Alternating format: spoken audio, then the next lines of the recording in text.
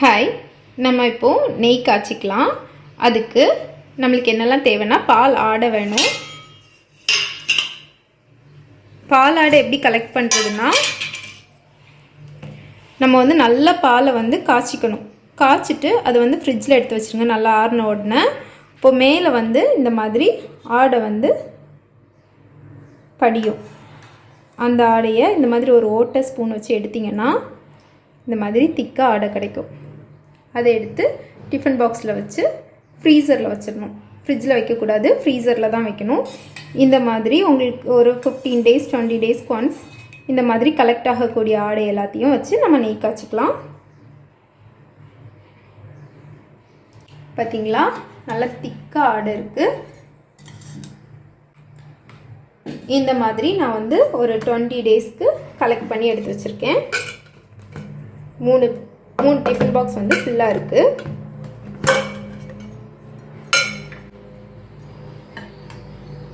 இந்த ரெண்டும் கொஞ்சம் பெரிய டிஃபன் பாக்ஸ், இது ஒரு சின்ன டிஃபன் பாக்ஸ். இவ்வளவும் இருந்துச்சுன்னா ஒரு 20 daysக்குள்ள ஆடை.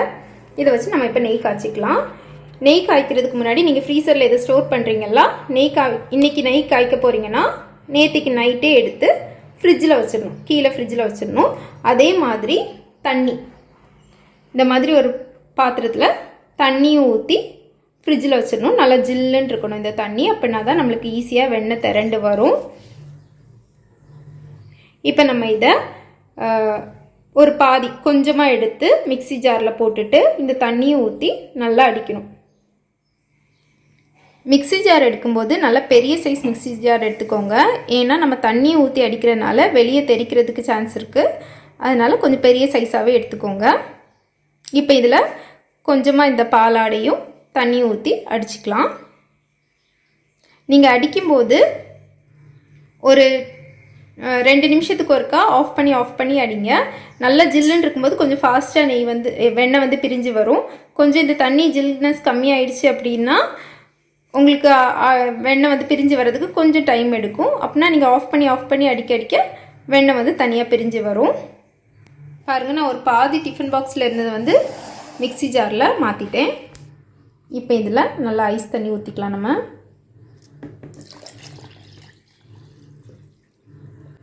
ரொம்ப கம்மியாக தண்ணி ஊற்றுனீங்க அப்படின்னா ஒரு மாதிரி க்ரீமியாக ஆகும். பிரிஞ்சு வர்றதுக்கு கொஞ்சம் டைம் எடுக்கும். அதனால் கொஞ்சம் கூடுதல் ஊற்றிக்கோங்க. அதனால தான் பெரிய மிக்ஸி ஜார் எடுக்க சொன்னேன், இல்லைன்னா வெளியே தெரிச்சிரும். இப்போ இதை நம்ம க்ளோஸ் பண்ணி நல்லா அரைச்சிட்டு வந்துடலாம்.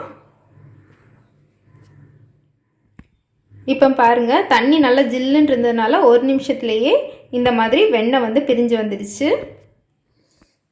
இந்த மேலே திரண்டு வந்த இந்த வெண்ணெயை நம்ம இப்போது இந்த மாதிரி சின்ன சின்ன பால்ஸ் ஆட்டு கொஞ்சம் அழுத்தி பிழிஞ்சு எடுத்துக்கோங்க. கையில் மோதிரம் எதுவும் போட்டுக்காதீங்க. கையெல்லாம் அந்த மோதிரம்லாம் ஒரு மாதிரி பிசு பிசுன்னு ஆகிடும்.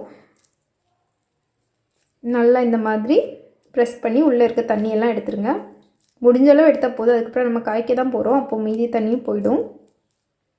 இதை இந்த மாதிரி ஒரு பாத்திரத்தில் நல்லா ஐஸ் வாட்டர் வச்சு அதில் போட்டுக்கோங்க. இந்த மாதிரி எல்லாத்தையும் எடுத்துகிட்டு மறுபடியும் இந்த தண்ணியை நீங்கள் தூர ஊற்ற வேண்டாம். இந்த தண்ணியிலேயே மீதி இருக்கக்கூடிய ஆடையும் போட்டு நம்ம இதே போல் நல்லா மிக்சியில் அடித்து எடுத்துக்கணும்.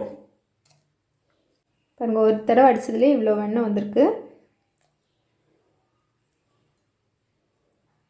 இதே மாதிரி நம்ம மீதி இருக்கிற எல்லாத்தையுமே அடித்து எடுத்துக்கலாம். பாருங்கள், அடுத்த செட் அரைச்சிட்டு வந்துட்டேன். இதையும் அதே போல் எடுத்து நம்ம இந்த தண்ணியில் போட்டுக்கலாம்.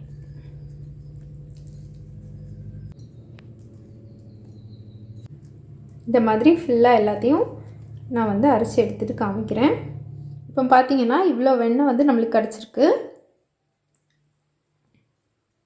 இதை நல்லா இந்த தண்ணியில் நல்லா ஒருக்கா டிப் பண்ணி அதில் உள்ளே இருக்கக்கூடிய எக்ஸஸ் தண்ணியெல்லாம் எடுத்துட்டு அதுக்கப்புறமா நம்ம ஒரு சீன்சட்டியில் போட்டுக்கலாம். அப்புறமா நெய் காய்ச்சிக்கலாம். உங்களுக்கு இந்த வெண்ணெய் வேணும் அப்படின்னா நீங்கள் இதை குக்கிங்க்கு யூஸ் பண்ணிக்கலாம். நானும் இதில் ஒரு சின்ன போர்ஷன் எடுத்து பட்டராட்டி யூஸ் பண்ணிப்பேன்.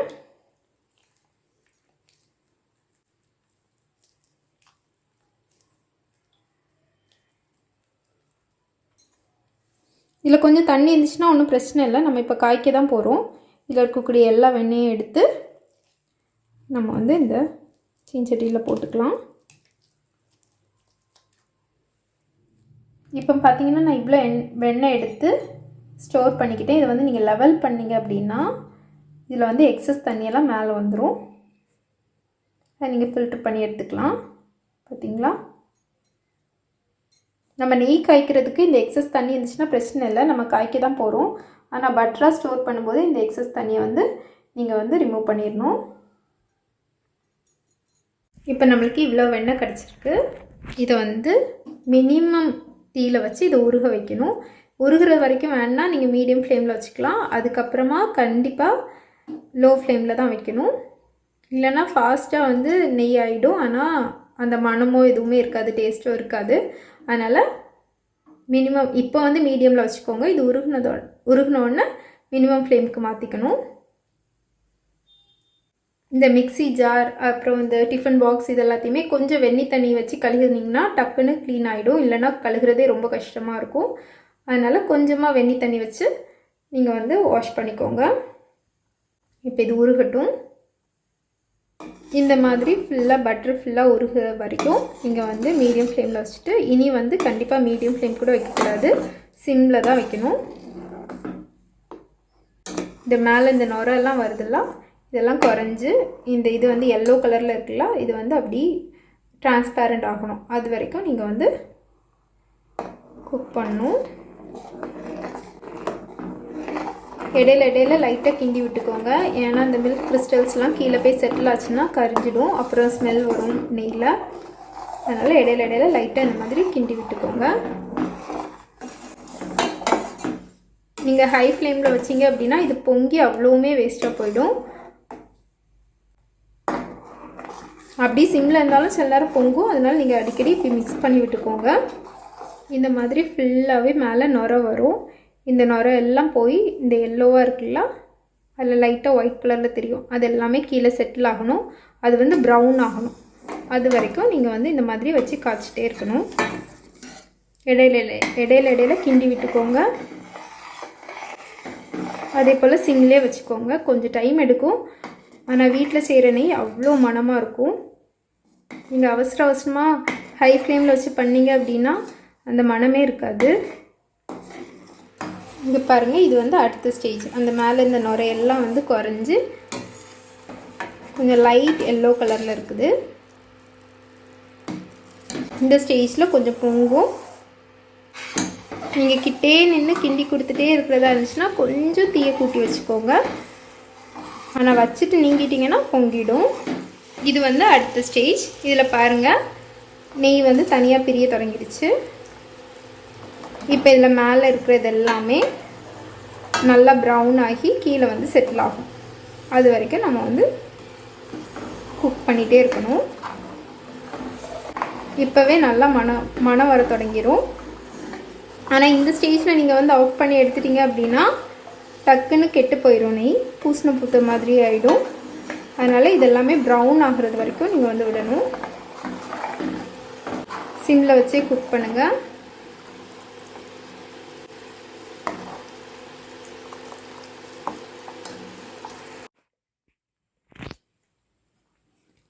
இப்போ பாருங்கள், நெய் வந்து ரெடி ஆயிடுச்சு.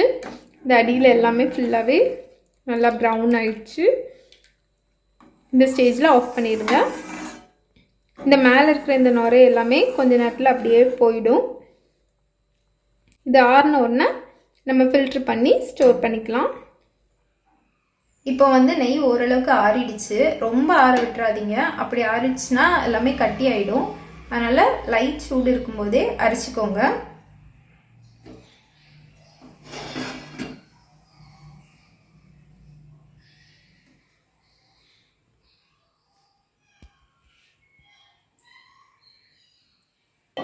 நீங்கள் அரிக்கிற அரிப்பில் ஸ்டோர் பண்ணுற பாட்டிலில் எதுலேயுமே ஈரமே இருக்கக்கூடாது. இன்றைக்கி இவ்வளோ தண்ணியாக இருக்குதுல்ல, நாளைக்கு காலைல பார்க்கும்போது இது வந்து நல்லா கட்டி ஆகிடும்.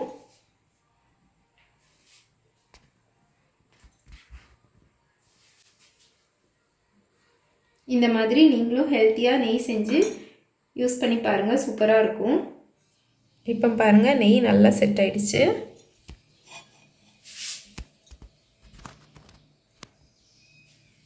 எப்போவுமே நெய் வந்து இப்படி உறைஞ்சிருக்கும்போது இதை அப்படியே சாப்பிடக்கூடாது. எடுத்து லைட்டாக உருக்கிட்டு தான் சாப்பிடணும். இந்த காலையில் வெறும் வயிற்றில் நெய் சாப்பிடுவாங்கல்ல, அதுக்கு அதே போல் மருந்துக்காக நெய் எடுக்கிறவங்க அவங்க எல்லாருமே இதை வந்து லைட்டாக உருக்கிட்டு சாப்பிடுங்க. தேங்க்யூ.